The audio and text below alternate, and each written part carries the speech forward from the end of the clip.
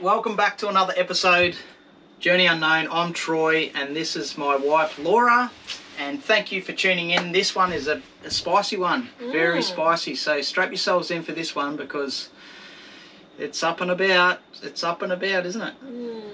You probably clicked on this episode because of the thumbnail and it's not clickbait. No, it's definitely not clickbait.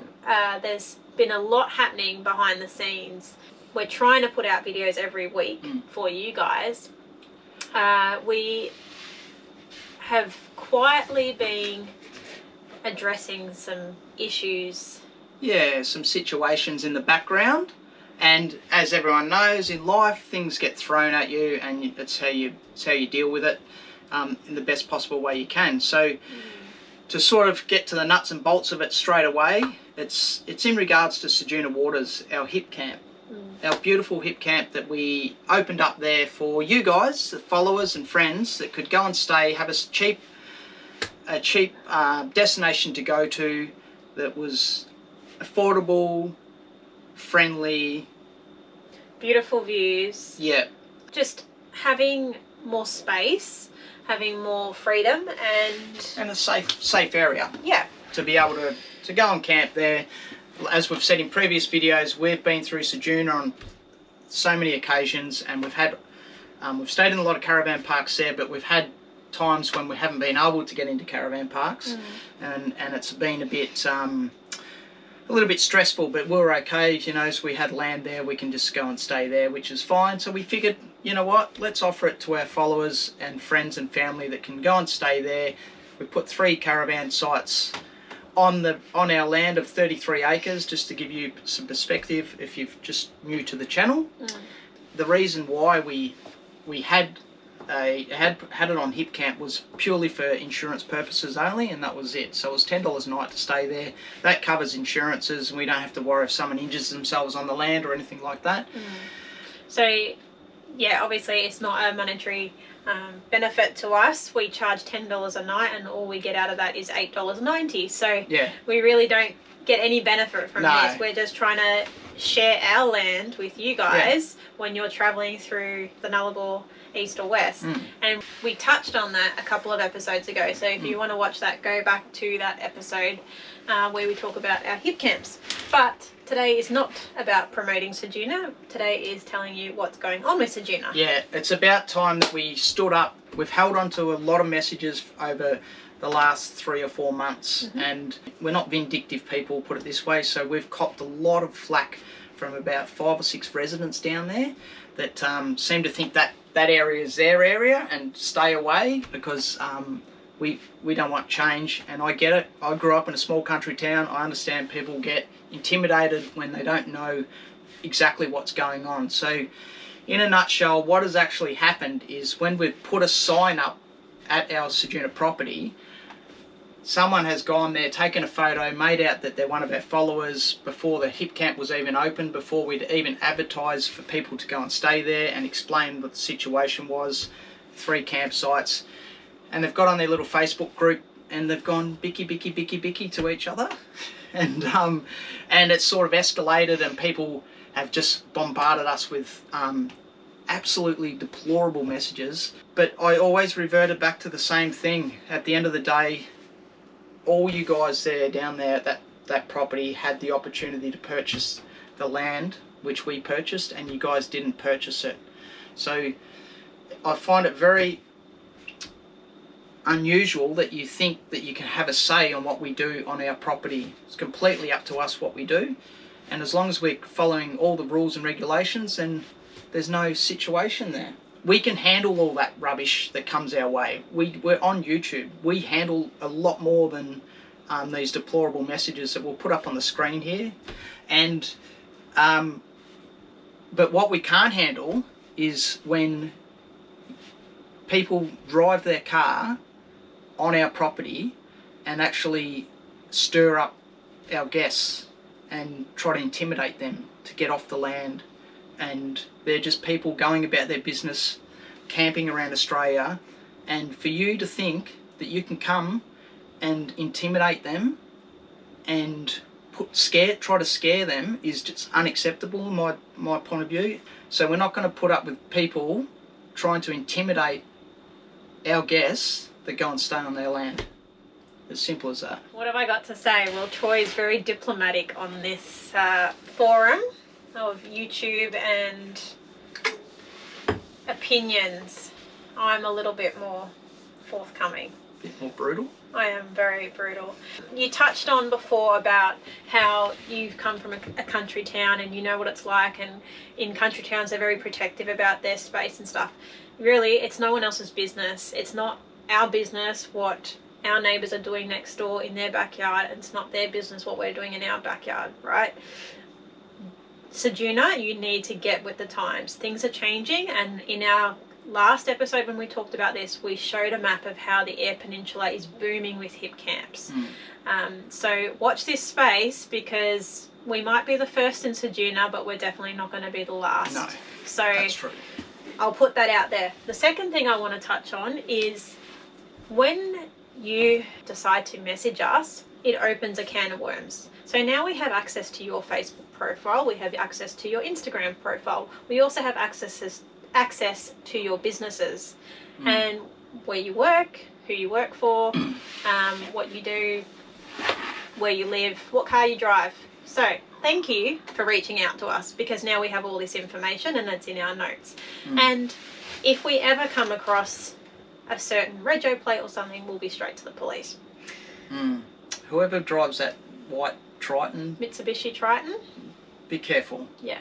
Funnily enough, I have gone back into your Facebook profiles and Instagram profiles, and you've all gone and locked your profiles now because I messaged you all and told you that we will name and shame you, and we know who you work for. What goes around comes around, and you guys have gone absolutely dirty about this. And there's only one resident in Ceduna Waters who reached out to us and asked us to join a private Facebook group. Yeah. Which we did straight away, and we weren't allowed in. Yeah, so this particular night, she direct messaged us and said, oh, look, it might be an idea. There's a fair bit of talk about you guys here in Ceduna. It might be an idea to join the Facebook group. And I said, oh, that's a great idea. What's the Facebook group? And she told me, I said, because every time that we've been on our land, you don't see anyone. It's stinking hot. Everyone's either inside or they're at work or whatever. So it's pretty much like a ghost town there. So you're unable to go and say, hi mate, how are you? And have a beer or whatever and get to know the neighbours. I thought, yeah, Facebook, great idea. We go to join the Facebook group, but they don't want us on that Facebook group because they're talking they're about bagging. Us. We've heard from other people some of the messages on Facebook, and I seriously, grow up. And the council even know what's written on this Facebook page, and they are mortified at the language and the discussion that's being had. He thought the Ceduna Waters residents would be more mature. Yeah, definitely. And the funny thing is, hun, on that Facebook group, I took a screenshot of all their rules of joining the group, and it says no bullying, no harassment, blah, blah, blah. And I'll post it right here for you. So you guys are going real well with your group. But anyway, we don't want to join your group. And you know what? We actually have many more opinions about Ceduna Waters, but you've just opened our eyes. Yeah, and I said that to Laura earlier today, actually. It's a blessing in disguise to actually work out who you're dealing with here and the sort of people that you're around. Yeah. And we're not going to be around people like that throughout our lives. We don't do drama. This is one of the more confronting things that we're bringing to you guys, and it's not really about us. It's more about people, our guests, that have gone onto our land and they've been harassed. And that really gets my goat when you're getting phone calls, you know, at night saying, you know, this car is pulled up and trying to intimidate us, and you know, just disgusting. Grow up. Like seriously, if you're teaching your children that sort of rubbish, have a good hard look at yourself. It's not your business. It's not your backyard. We're nowhere near you. Move on, mate. Anyway, the other part of that story is this happened on Friday night. We were alerted to this. situation. Not only did these people have the nerve to try and intimidate our campers, but they also took our signage down, trespassed, ripped the poles out of the ground that direct the campers to the site, and we've always maintained that you drive up the vehicle track to the top of the hill, and that's where you camp.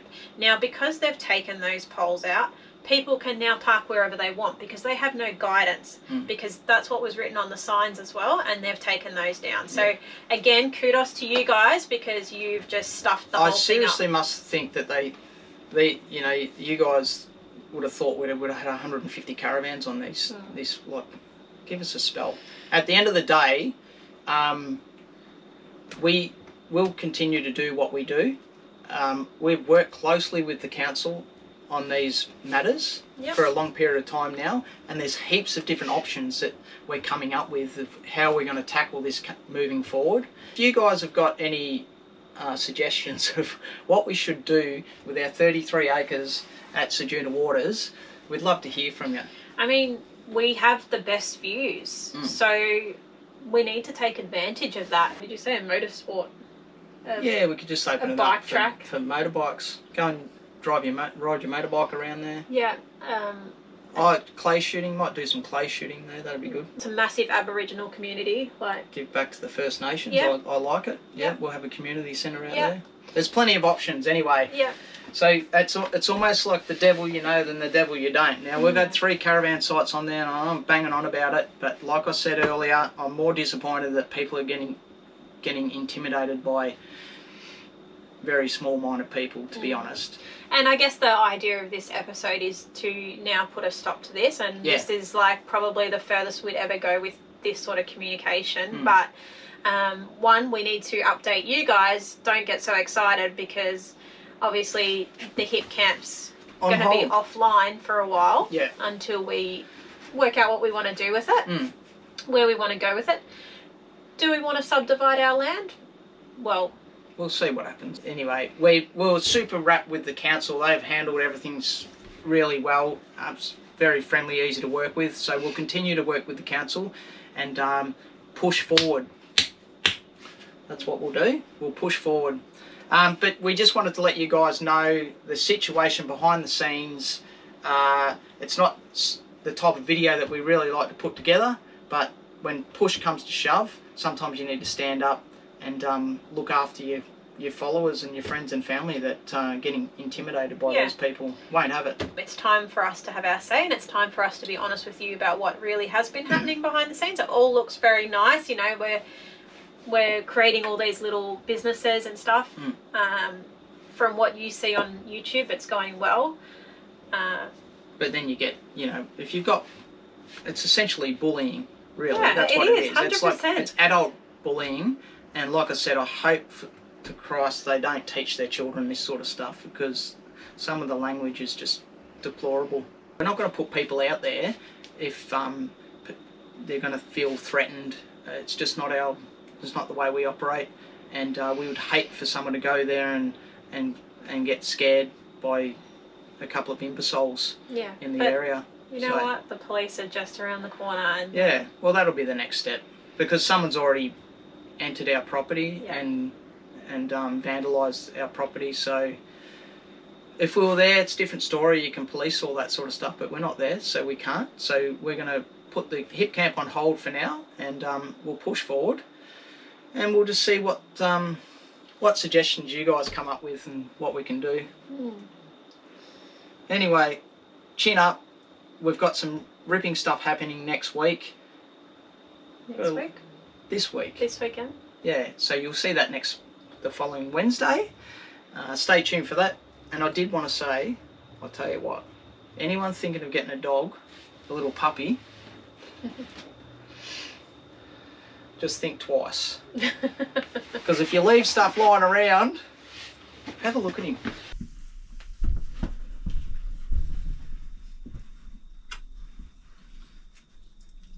You good boy? You good boy? Yeah. Alright guys, thanks for tuning in to that different type of episode, but we'll get it out there. It's done and dusted now, so let us know your thoughts. And we've got a big weekend coming up, don't we? And we still have our big New South Wales trip coming up too, so stay tuned for that. Yeah, so I've actually got Friday off, so we're having a little bit of a long weekend, and well, that means you got a day off too now. So we're going down to Warrnambool, and we've got something new and exciting to show you down there. I haven't seen it on YouTube yet, so we're pretty excited to showcase this one for you guys. The weather's been amazing here in Melbourne as well, so we're really stoked about that. So yeah, if you like the content, don't forget to hit that subscribe button. You'll see more of this little mutt. Yeah, we've had so many of your comments say, oh, you know, Tex is he's growing so much, and he is. Like, look at him. We took him to the vet on Saturday. He's now 11 weeks old, and he weighs 8.4 kilos, and he's just absolutely loving the farm. And he's a terror, but he's such a sweetheart too. He's good. And he loves Coco. Coco and him get along so well now. Yeah, they're both like any dogs. They have their moments, but they're both been pretty good. Yeah. Anyway, thanks for sticking through that one, and we'll see you on the next one. The next one's going to be good. Don't worry. We're back to being ourselves. See you in the next one, guys. Thanks. See ya. Bye.